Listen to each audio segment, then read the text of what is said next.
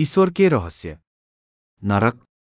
High school में पढ़ने के लिए सबसे भद्दी किताबों में से एक है दांते अलिगिएरी की द डिवाइन कॉमेडी, और यह भद्दी इसलिए है क्योंकि इसमें दांते द्वारा नरक की कल्पना की गई भयावह तस्वीरें हैं।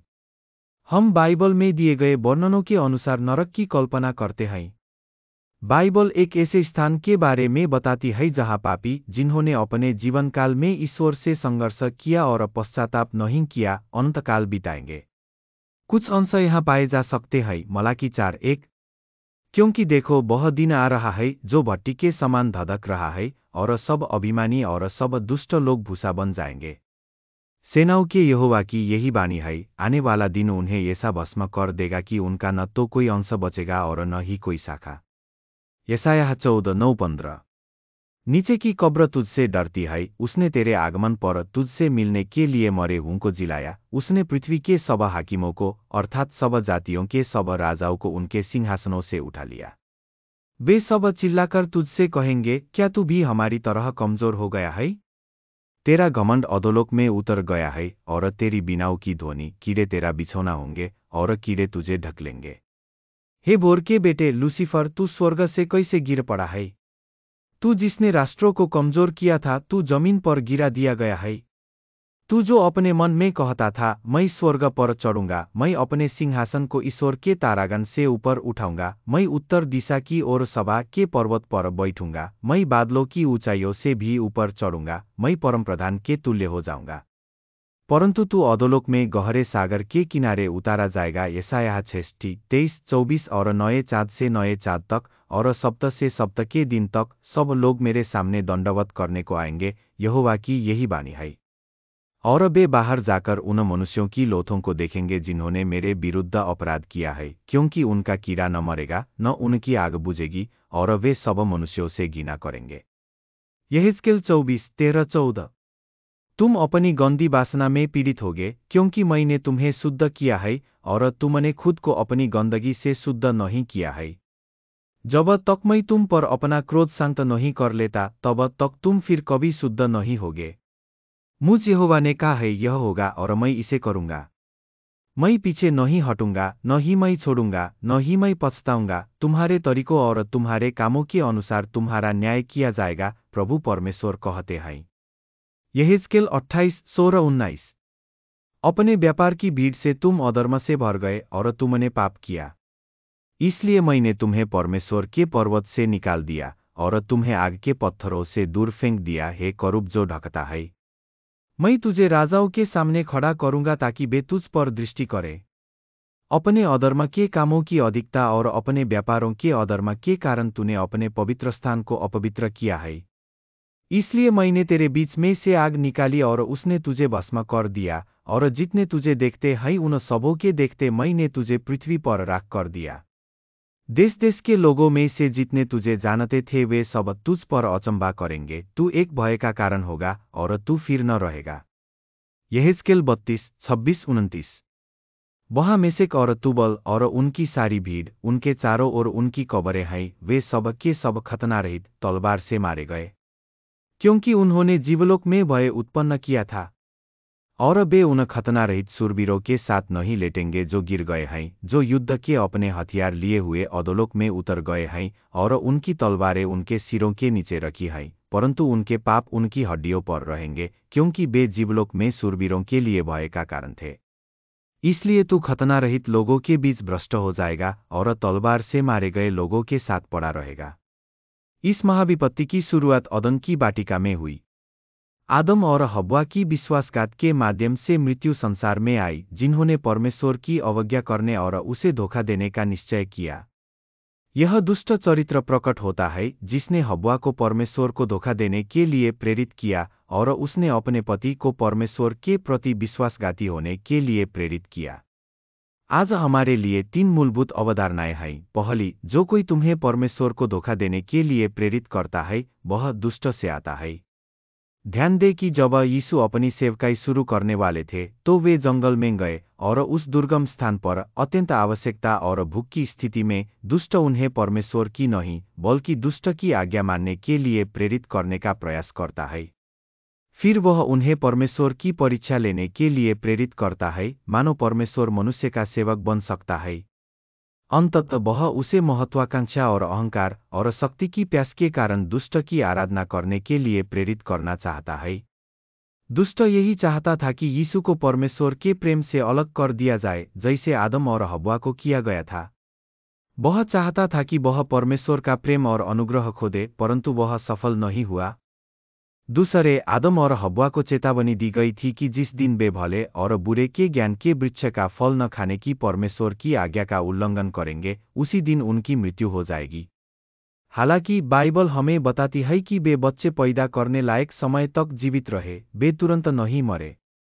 पवित्र शास्त्र किस मृत्यु की बात करता है? उन्हें तुरंत स्वर्ग से निकाल दिया गया, उन्हें परमेश्वर की उपस्थिति से बाहर कर दिया गया, यानी मृत्यु। वे मरे हुए थे क्योंकि वे गद्दार थे, और परमेश्वर के राज्य में कोई गद्दार नहीं हो सकता। तीसरा, नरक एक ऐसी जगह है जहां परमेश्वर मौजूद नहीं है, जहां हम उसकी मदद की गुहार नहीं लगा सकते, न ही वहां मौजूद बाकी लोगों से अधिकार या न्याय की उम्मीद कर सकते हैं, क्योंकि कोई भी परमेश्वर का सम्मान नहीं करना चाहता। वहां वे लोग रहते हैं जिन्होंने अपने दिलों की बुराई के कारण परमेश्वर की आज्ञा मानने के बजाय उसे चुना है। आज दुनिया में ऐसी जगह है, हालांकि उनमें रहने वाले लोग अभी भी सांस ले रहे हैं। युद्ध के स्थान, जेल, वेश्यावृत्ति या अनैतिकता के स्थान, ऐसे स्थान जहां लोगों को जीवन, परिवार, अपनी संपत्ति, वेतन का कोई अधिकार नहीं है जिससे वे सम्मान, सुरक्षा, सम्मान और ईश्वर को जानने की स्वतंत्रता के साथ जी सके। आक्रामकता, उत्पीड़न, हिंसा और अज्ञानता बुराई के रूप हैं, और सबसे बुरी बुराई दूसरों को ईश्वर और उनके वचन के विरुद्ध विद्रोह करने के लिए प्रेरित करना है। अय्यूब की पुस्तक में हम देखते हैं कि दुष्ट ने अय्यूब के परिवार, संपत्ति और स्वास्थ्य को नष्ट कर दिया ताकि वह ईश्वर को कोस सके और इस प्रकार उसका अनुग्रह खोदे, लेकिन वह ऐसा नहीं कर सका। यीशु ने अपने शिष्यों को स्पष्ट किया कि हमारे अपने विचार या दूसरों के विचार हमें बुराई और पाप की ओर ले जाते हैं। मरकुस 7:20-23। लेकिन उसने कहा, जो मनुष्य के भीतर से निकलता है वही मनुष्य को अशुद्ध करता है, क्योंकि मनुष्य के भीतर से, अर्थात उसके हृदय से, बुरे विचार, व्यभिचार, हत्या, चोरी, लोभ, दुष्टता, छल, वासना, ईर्ष्या, निंदा, अभिमान और मूर्खता निकलती है। ये सभी बुराइयां भीतर से आती हैं और मनुष्य को अशुद्ध करती हैं। हम सभी में बुराई के लक्षण होते हैं, कम से कम अभिमान और मूर्खता तो जरूर। मसीहा का उद्देश्य दुष्ट का सिर कुचलना और मानव हृदय में व्याप्त बुराई का नाश करना था। यीशु ने नरक अर्थात परमेश्वर से अलगाव का वर्णन पुराने नियम में वर्णित से भी अधिक भयानक तरीके से किया है। मत्ती 8:10-12। यह सुनकर यीशु को आश्चर्य हुआ और उसने अपने अनुयायियों से कहा, ये मैं तुमसे सच कहता हूँ, मैंने इस्राएल में भी ऐसा बड़ा विश्वास नहीं पाया। और मैं तुमसे कहता हूँ, बहुत से लोग पूर्व और पश्चिम से आएंगे और अब्राहम, इसहाक और याकूब के साथ स्वर्ग के राज्य में बैठेंगे, परंतु राज्य के पुत्रों को बाहरी अंधकार में निकाल दिया जाएगा, जहां रोना और दांत पीसना होगा। मत्ती 13:10-12। जब यीशु ने यह सुना तो वह अचंभा हुआ और अपने अनुयायियों से बोला, ये मैं तुमसे सच कहता हूँ, मैंने इस्राएल में भी ऐसा बड़ा विश्वास नहीं पाया। और मैं तुमसे कहता हूँ कि बहुत से लोग पूर्व और पश्चिम से आएंगे और अब्राहम, इसहाक और याकूब के साथ स्वर्ग के राज्य में बैठेंगे, परंतु राज्य के पुत्रों को बाहरी अंधकार में निकाल दिया जाएगा, जहां रोना और दांत पीसना होगा। मत्ती 13:49-50। ऐसा ही युग के अंत में होगा। स्वर्गदूत निकलेंगे और दुष्टों को धर्मियों से अलग करेंगे और उन्हें आग की भट्टी में डाल देंगे। वहां रोना और दांत पीसना होगा। मत्ती 13:10-12। जब यीशु ने यह सुना तो वह चकित हुआ और अपने पीछे आने वालों से कहा, ये मैं तुमसे सच कहता हूँ, मैंने इस्राएल में भी ऐसा बड़ा विश्वास नहीं पाया। और मैं तुमसे कहता हूँ, बहुत से लोग पूर्व और पश्चिम से आएंगे और अब्राहम, इसहाक और याकूब के साथ स्वर्ग के राज्य में बैठेंगे, परंतु राज्य के पुत्रों को बाहरी अंधकार में डाल दिया जाएगा, जहां रोना और दांत पीसना होगा। मत्ती 13:49-50।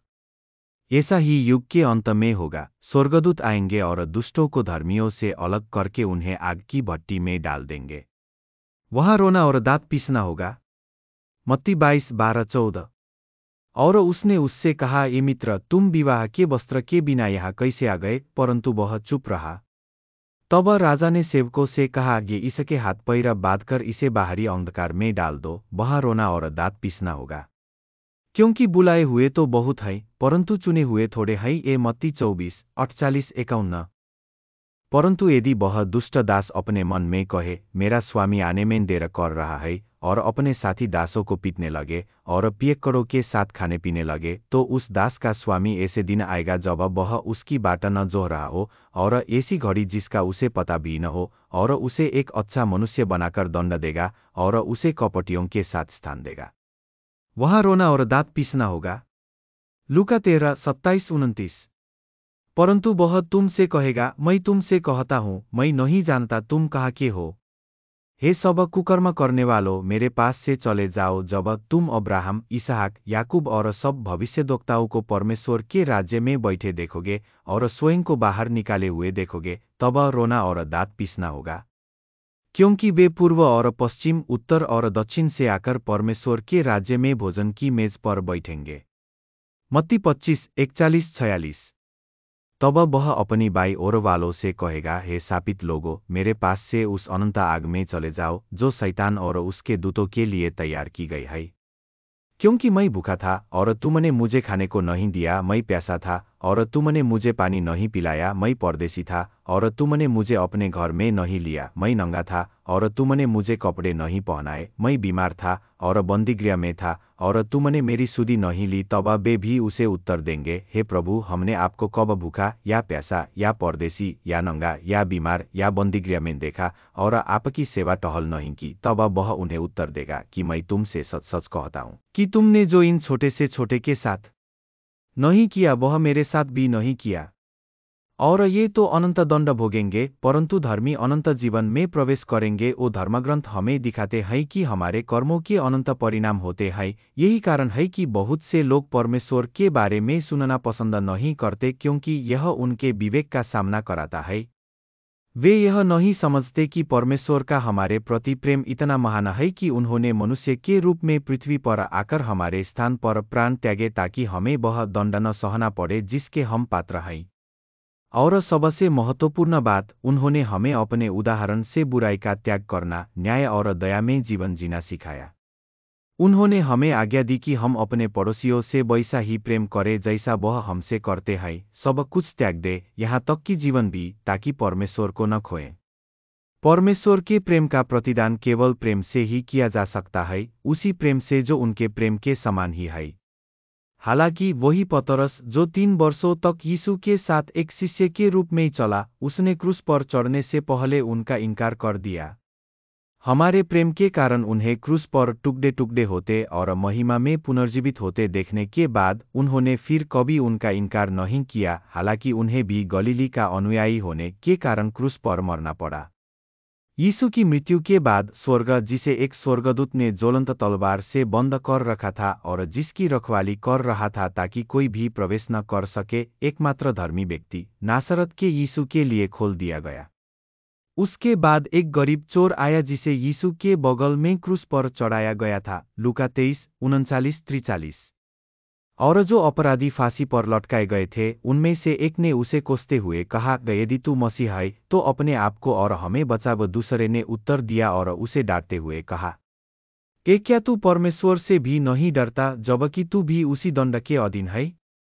हम न्याय के अनुसार दुख उठाते हैं, क्योंकि हमें अपने कर्मों का उचित फल मिलता है। लेकिन इस आदमी ने कुछ भी गलत नहीं किया है। और उसने यीशु से कहा, ये जब तू अपने राज्य में आए तो मुझे याद रखना दे। तब यीशु ने उससे कहा, ये मैं तुझसे सच कहता हूँ, आज ही तू मेरे साथ स्वर्गलोक में होगा। क्रूस पर यीशु के बलिदान में हमें नरक से बचाने की शक्ति है, अगर हम सच्चे पश्चाताप के साथ क्षमा की याचना करें, सभी प्रकार की बुराइयों को त्याग कर धर्मांतरित हों और अपने जीवन और अपने निर्णय परमेश्वर के हाथों में सौंप दे।